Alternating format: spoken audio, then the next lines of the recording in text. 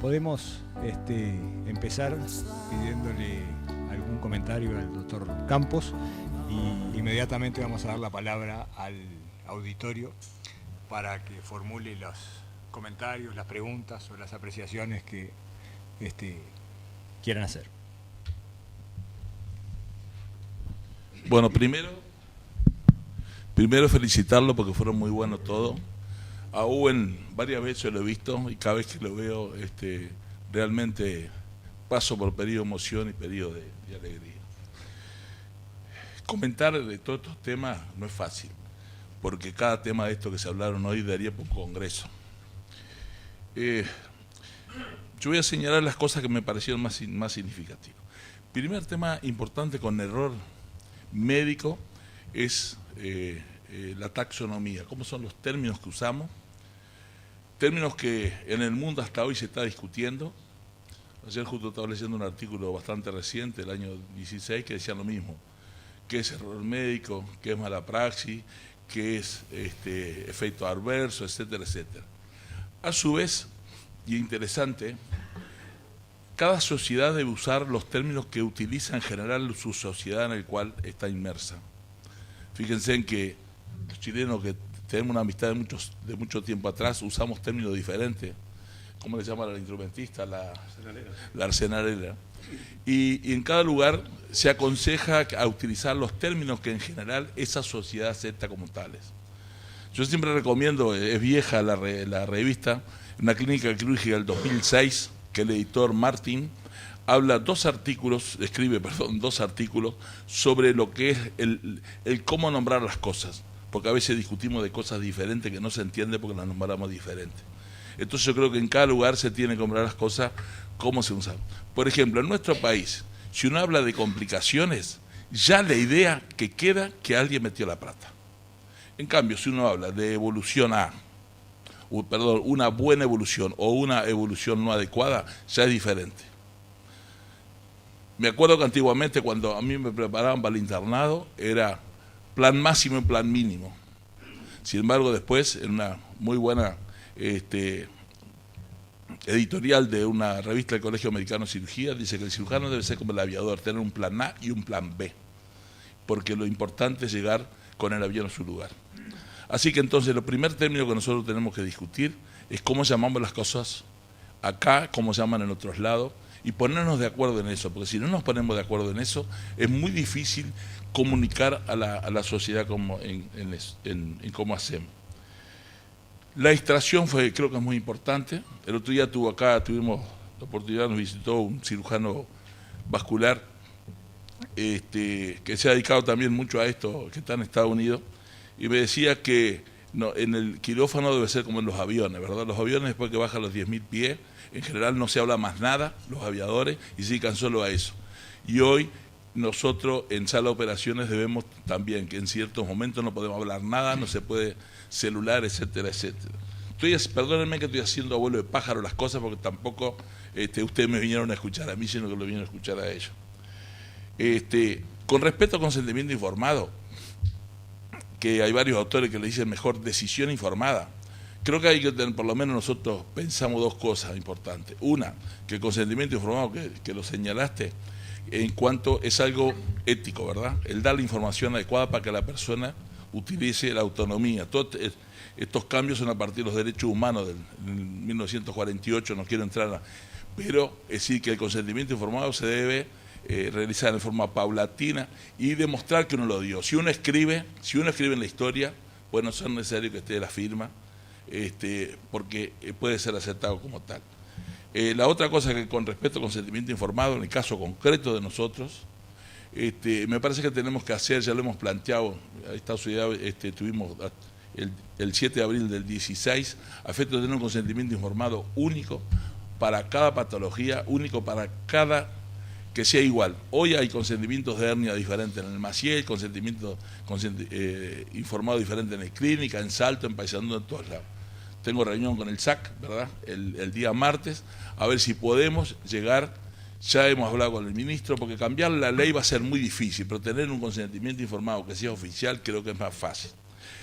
Tenemos un problema en la ley nuestra que realmente que nos hicieron ver visitante extranjero, un español que vino, hay una palabra que nos mata a nosotros, que dice completa. En los derechos del paciente y donde está, cómo está el consentimiento informado, dice completa, que ahí viene el lío. Y viene más lío nosotros porque como hay varios consentimientos informados diferentes, puede ir uno en uno y en otro no. Por eso que me parece que tenemos que ir nosotros al consentimiento informado único oficial.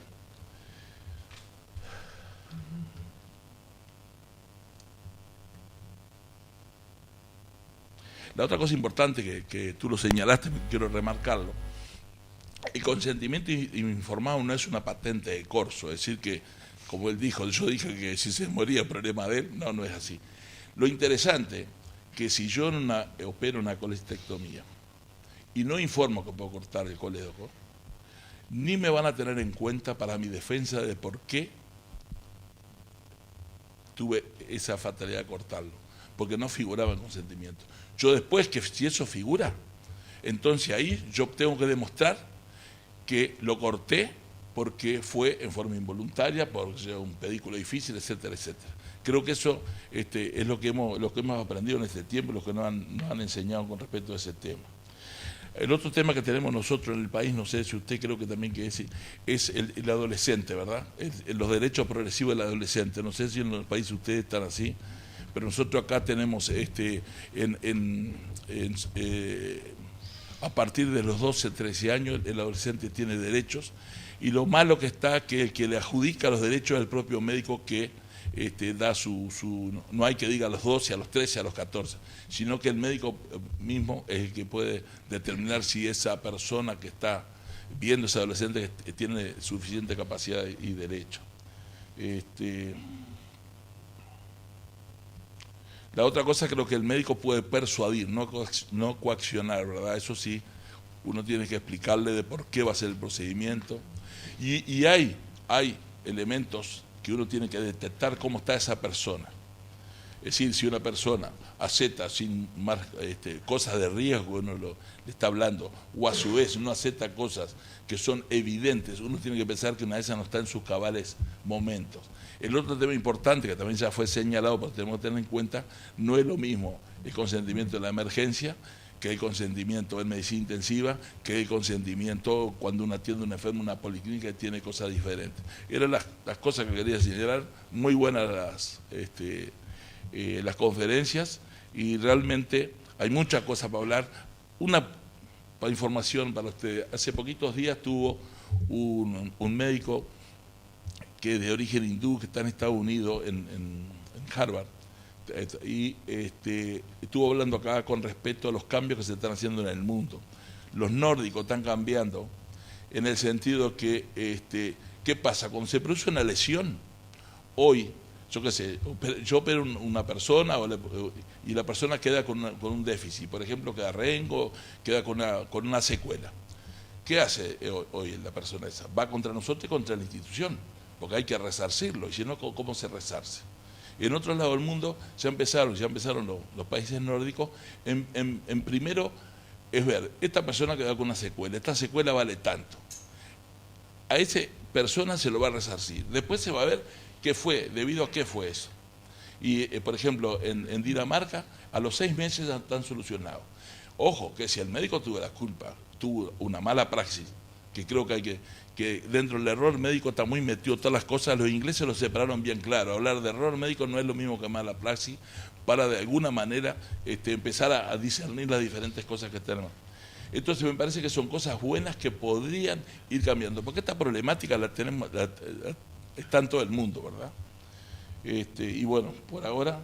perdón, una cosa importante. Creo que cada vez es más importante ahora le llaman empoderamiento al paciente. A mí me gusta más decir una actitud activa del paciente. Y repito, porque paciente viene de padecer, no viene de paciencia, como yo he visto en muchos lados. Paciente viene de padecer. Entonces, tiene que tener una actitud activa.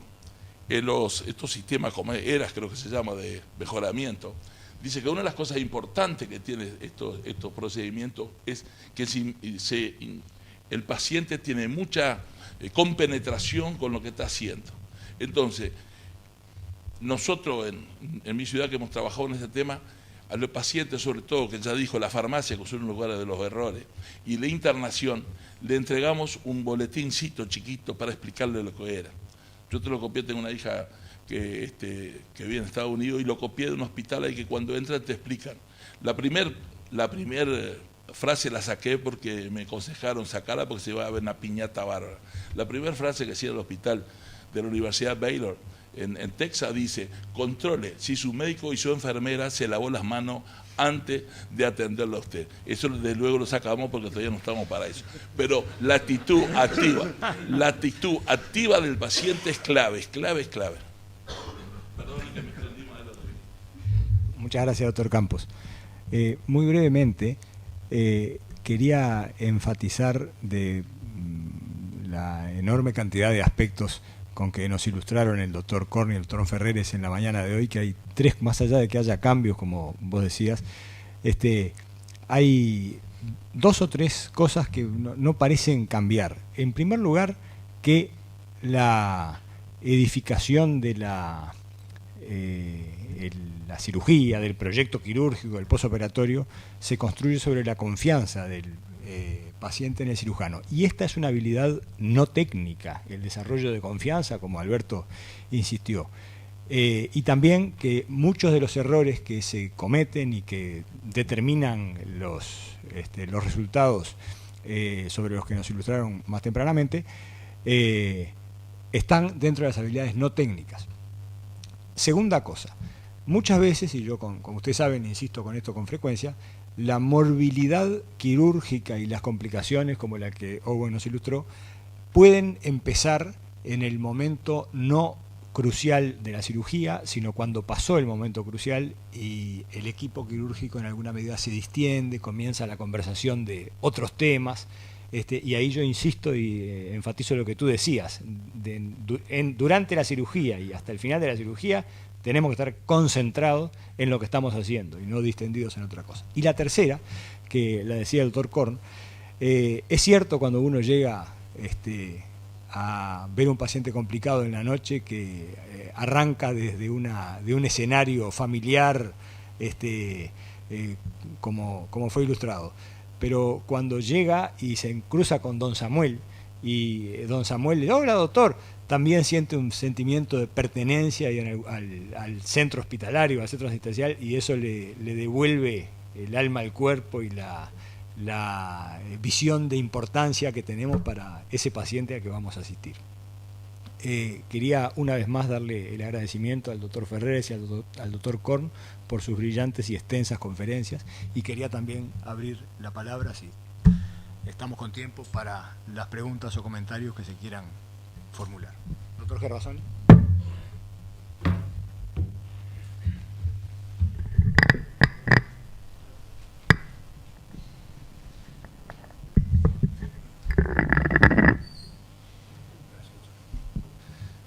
¿Qué tal? Muchas gracias, los felicito por la conferencia, la disfruté mucho.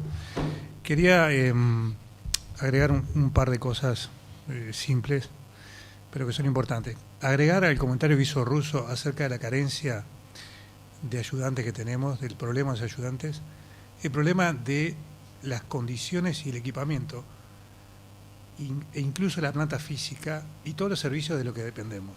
Los cirujanos dependemos del anestesista, del instrumentista, del intensivista, del radiólogo, del endoscopista y de un montón de técnicas de apoyo y de un montón de instrumental y de condiciones del bloque quirúrgico que la verdad que actualmente distan mucho de los estándares internacionales. Claro, que son estándares de primer mundo, de acuerdo, pero nosotros estamos por debajo de eso. No es solo un tema de recursos humanos en cuanto a la formación del propio cirujano, en cuanto a los ayudantes, no solo en calidad, sino en número, porque a veces operamos con menos ayudantes de los necesarios, cirugías mayores con un solo cirujano. Yo operé una herida cardíaca con una persona que nunca había visto. Una puñalada, ventrículo izquierdo, el tipo en shock, en paro, lo llevé a bloc, me llevé un médico, alguien que estaba ahí, ayúdame con esto. Suturamos, vivió 4 horas se murió, no importa, por otras razones. Entonces, a lo que voy es que contamos con unas condiciones bastante precarias y esto va enganchado con otra cosa, que hay una especie de incongruencia entre cuando uno hace el análisis de error médico y se ve el componente sistémico, y esto sería toda la parte sistémica, y cuando esto pasa a la justicia, donde se focaliza fundamentalmente en el médico. Ese médico que opera con una mala luz, porque sale cara una cialítica nueva, que opera con una sala de operaciones que no tiene todos los movimientos, que opera con pocos instrumentos, que están viejos, desgastados, son pocos, con una instrumentista que es nueva, con un anestesista que no está recibido, con un solo ayudante, y sucede algo, valorar todo ese entorno que induce o favorece el error desde el punto de vista jurídico, no lo tienen tan así, no tienen tan claro la perspectiva de los jueces o la perspectiva jurídica en general. Muchas gracias, doctor Gebrasoni. ¿Quién? ¿Me voy a permitir el atrevimiento? Sí. Bien, quisiera hacer un comentario porque me parece más que atinado tu aporte. Nosotros también enfrentamos eso en distintos ámbitos en nuestro país, sobre todo hay un contraste importante hoy por hoy, te diría, en lo que es toda la salud pública que, digamos, parece no estar en la agenda gubernamental, y los hospitales públicos están. Entonces, desde la asociación y digamos, los que llevan el liderazgo en esto son los anestesiólogos. No vamos a incluir juicios de valores, pero ellos tienen un listado de requisitos mínimos. No están estos requisitos mínimos, no se hace anestesia. Y nosotros los cirujanos, desde la asociación, estamos llevando a la misma línea. No pedimos esto porque sabemos, pero hay un mínimo de requisitos que son mandatorios. La semana pasada hubo un problema con el instrumental para congelación, plantearon hacer biopsias de improntas citológicas, con lo cual no podíamos tener margen o congelación de margen de reacción. No se opera. Y tenemos el aval y no se opera ese tipo de cirugía y lo resolvieron en 1 semana y media. Entonces creo que los cirujanos y el apoyo de las instituciones profesionales son fundamentales para que esto se revierta. Y creo que uno siempre asume riesgos, pero hay riesgos que no se deben asumir porque en última instancia uno es el responsable, a menos que medien, obviamente, circunstancias de peligro inminente, digamos. Pero si no, cirugía electiva hay un estándar mínimo de equipamiento. Menos que eso, no.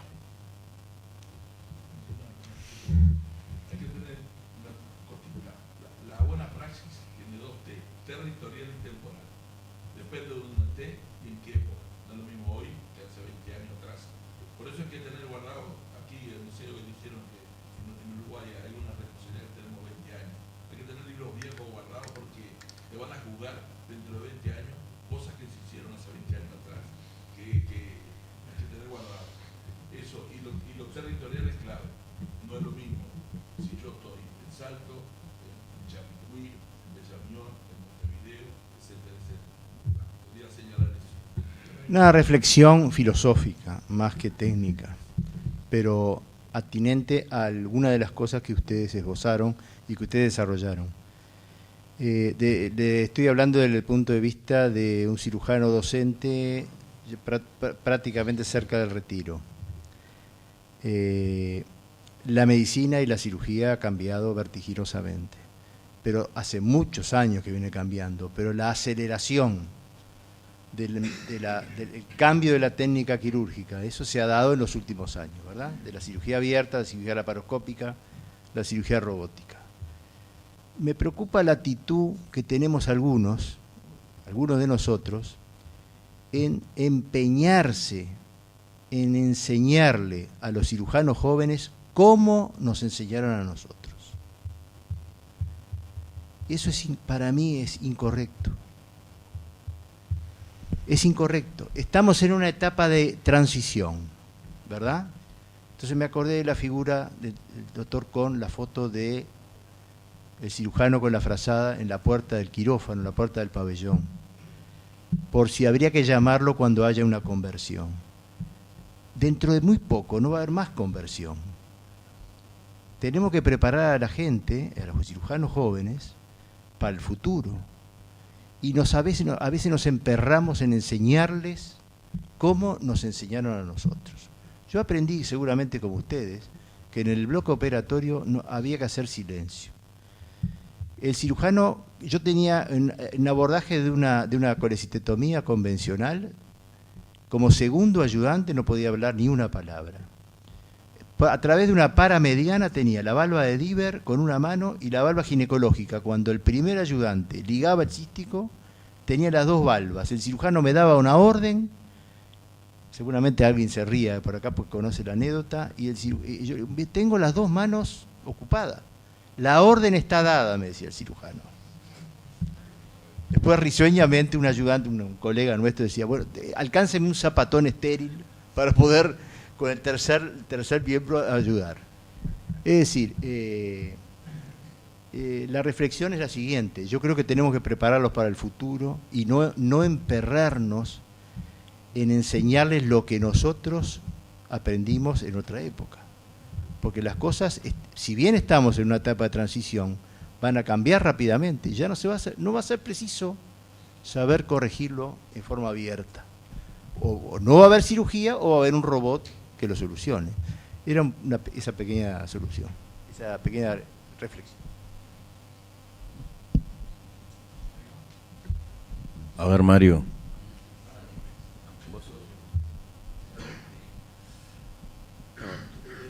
Un comentario en el que uno se ve muy reflejado en la conferencia sobre el paciente complicado, y que en cierta medida lo emociona revivir esos momentos en un relato que tiene un realismo increíble.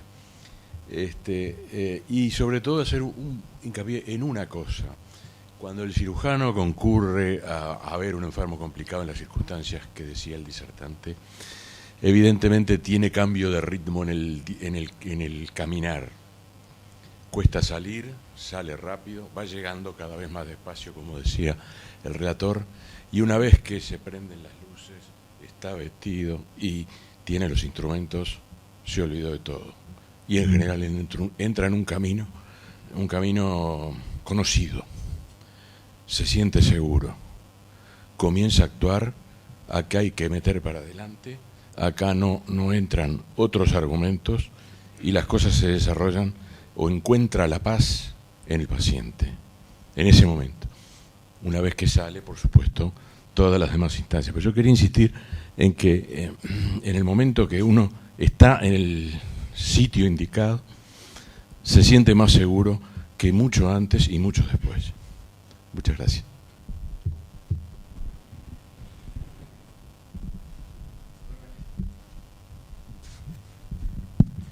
Felicito por las conferencias, que realmente las disfruté mucho. Disculpe, estoy con una laringitis. Pero quería hacer dos comentarios. Uno, que estoy de acuerdo con lo que decía el doctor Campos en relación a la necesidad de tener consentimientos específicos para cada patología y que sea el mismo para todo el Uruguay, ¿verdad? El otro comentario va enfocado al tema de lo que decía el doctor Ferreres en una de sus conferencias, ¿verdad? Yo estoy convencido que el consentimiento es más para proteger al médico que para dar información al paciente, por lo menos en el Uruguay. Los países latinoamericanos suelen hacer confianza en el médico, es decir, esa relación de confianza, ¿verdad?, es en la que uno le explica y después yo creo que leen poco y se informan poco en lo que realmente dice el consentimiento. Pero si hay alguna complicación que está incluida ahí, como decía el doctor Campos, es importante, si hay un litigio después, que esté especificada. Ahora, en mi experiencia, actuando como perito, la mayoría de los litigios que he visto no se refieren a problemas técnicos. Se refieren, como decía el doctor Ferreres, a problemas en el proceso asistencial del cirujano, que incluye la indicación, la cirugía y el postoperatorio. Y ahí lo que es capital es lo que escribe el cirujano, ya sea cuando lo vio en policlínica, cuando lo vio en la evolución, con el paciente internado o más allá de la internación. Y esa es, como muy bien se dijo en alguna de las conferencias, es la mejor autodefensa que tiene el cirujano. Es que escribió correctamente, en tiempo y forma, y demuestra con eso que él actuó en forma diligente y con pericia. Si eso no está escrito, después es muy difícil defender, aunque haya tenido una conducta, ¿verdad?, ajustada, como decía Daniel, a la ley del arte. Era simplemente ese el comentario que quería hacer.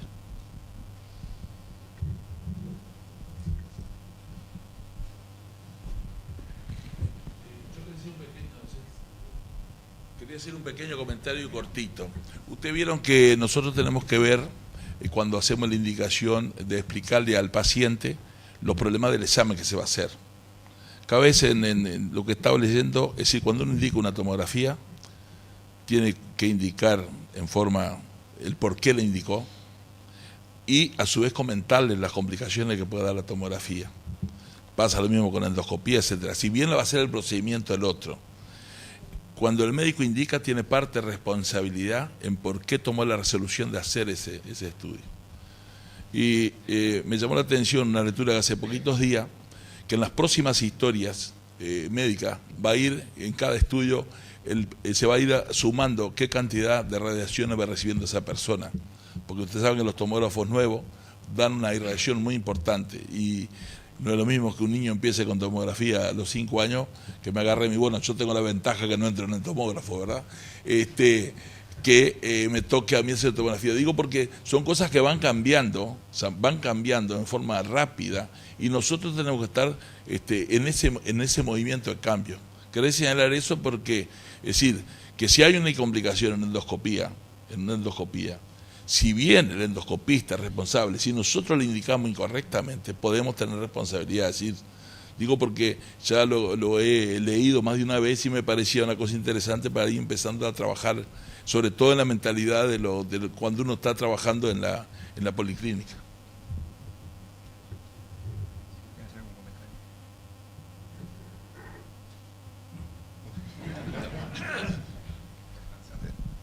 Creo que todos los aportes han hecho nada más que jerarquizar el tema que se ha tratado. Yo lo felicito a Owen porque realmente lo he visto y cada vez, por más que sigo viendo, lo disfruto. Y recordar las palabras de René Lerich, un famoso cirujano vascular francés que escribió un libro sobre filosofía de la cirugía, que decía que todos los cirujanos tenemos en algún lugar muy guardado un cementerio al cual vamos de tanto en tanto a buscar las razones de nuestros fracasos. Eso, en términos más técnicos, es una virtud que los cirujanos y que los médicos tienen que desarrollar, que es la introspección. La introspección es el análisis de nuestros propios errores. En el año 1980, siendo residente primero del Hospital de Clínicas, hice mi primera punción subclavia bajo la supervisión de un residente de segundo año. El paciente estaba en la cama 15, tenía una fístula gastroyeyunocólica que toda la gente joven desconoce absolutamente de qué estoy hablando, y ese enfermo tuvo un neumotórax, fue a terapia y falleció. Quizás la punción subclavia lo único que hizo fue acelerar el proceso porque una fístula gastroyeyunocólica a punto de partida de un cáncer avanzado de estómago, pero es el día de hoy que todavía lo tengo guardado. Tiempo después, en segundo año, en la cama de enfrente, se operó un enfermo al cual le quedó un oblito y hubo que reoperarlo. Entonces, creo que eso es una capacidad que nosotros tenemos innata y que muchas veces a los que llevamos un par de canas más nos resulta de mucha utilidad. Algo que se dijo por allá respecto a la formación, un último comentario respecto a la formación de la gente joven. Obviamente todo ha cambiado, la jerarquía prusiana que existía no existe más. Mi servicio fue uno de los que fue más abiertos a la incorporación de las mujeres. Llegó un momento en que desde la jefa residente, las 2 residentes por año eran todas mujeres. La defensora número 1, cuando un día se me ocurrió llamar la atención a una porque había llegado tarde, porque la nursery estaba, la primera en saltar fue mi esposa, por una cuestión de género. Dijo, ¿cómo se te va a ocurrir? Bueno, pero indudablemente creo que de la misma manera, creo que hay que resaltar algunas cosas que no estoy tan de acuerdo que están pasando. Creo que hay un menor compromiso con el enfermo del que teníamos nosotros, lo que los americanos en inglés se llama la accountability, la responsabilización, hoy es un poco más gris. Yo recuerdo muchas veces, y lo sigo haciendo, por más que yo le ayude al jefe residente, un enfermo, y si el enfermo se complica, ese enfermo, lo siento, es mío, lo asumo como propio, me pongo la mochila y estoy permanente. Y hoy lo que uno ve, hay un agrisamiento de ese compromiso, y de la misma manera pasa con el manejo de las complicaciones posoperatorias. La gran diferencia entre los cirujanos y los clínicos es que los clínicos preguntan, ¿y qué fue lo que le pasó al enfermo? Y los cirujanos, para mí, tenemos que seguir preguntando, ¿qué fue lo que te pasó? Y yo creo que eso a los millennials no lo asumen como propio. Por supuesto que marca una diferencia mucho más neta que la que teníamos nosotros en la parte privada de nuestra vida y nuestra vida como profesionales, que para nosotros era la profesión ante todo y después venía todo lo demás. No digo ni si está bien, no hablo ningún... Pero a mí me gustaría el día que lo necesite un cirujano que me venga a ver viernes, sábado y domingo. Nada más. A ver, yo puedo decir algo. No. Tal vez también, ya que estamos cerrando, reproducir algo que recibí en alguna de estas presentaciones que hice en Argentina, que he sido invitado frecuente a dar esta charla. Me llegó por correo uno de un colega de Córdoba que decía que me daba las gracias por haber visto la presentación. Primero dijo porque sentí que no estaba solo y que esto le pasaba a todos. Y que es un problema porque yo no puedo hablar de un paciente complicado a mis amigos, dice, porque no entenderían. A mis colegas, cirujanos, tampoco, dice, porque sería un signo de debilidad. Y por lo tanto, ¿a quién le digo? ¿A quién le cuento lo que me pasa, lo que me está pasando? Y así que cuando llegó a su casa, dice, habló con su mujer y le contó lo que había visto. Y la mujer le dijo que en los 25 años de matrimonio que llevaban, ella sabía cuando él estaba en esta situación, pero sabía callar, porque sabía por lo que estaba pasando. Pero ahora ya estaba más transparente, y había una manera de conversarlo. Y eso creo que también es muy importante. No están solos. Es cierto que no hay muchas instancias, porque en un Ateneo, como llaman ustedes, de presentación, ahí hay un tira y afloja de defensa y nadie, al final, el culpable es el enfermo. O sea, él se enfermó y se agravó. Pero la verdad que la intimidad es un calvario. Hay doctores que han tenido que abandonar la cirugía durante mucho tiempo porque se les complicó un familiar, tuvieron la mala suerte de operar a un familiar, no lo hagan. Hay otros doctores, si quiere ayude, digamos, pero no lo opere usted.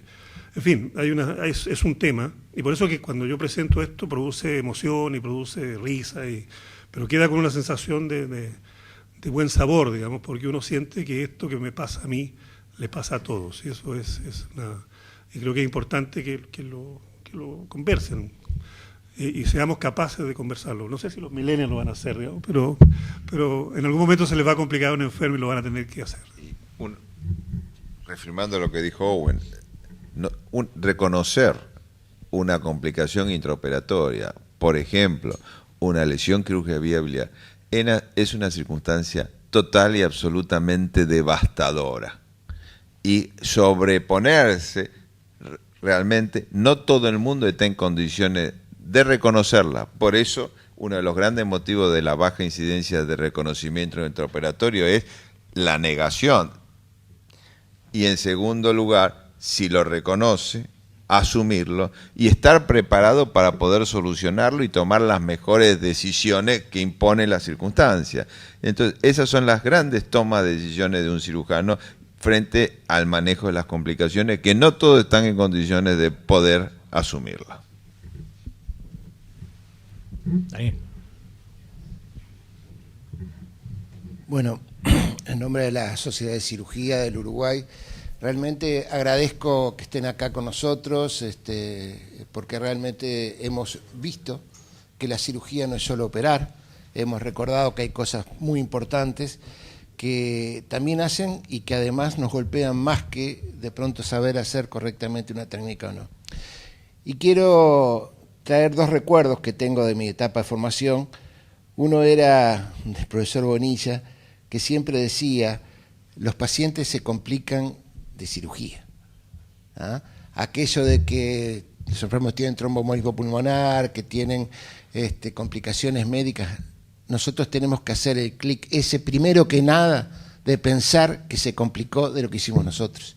Y tenemos que superar rápidamente la etapa de negación, que está siempre, porque en eso le va la vida al enfermo. Cuanto antes reconozcamos la complicación y actuemos, mejor.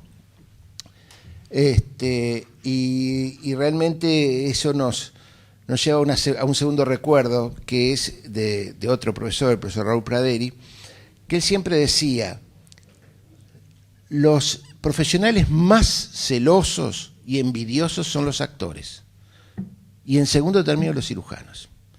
Si tú ves 3 cirujanos hablando, o 2 cirujanos hablando, seguramente están hablando mal de otro. ¿Ah?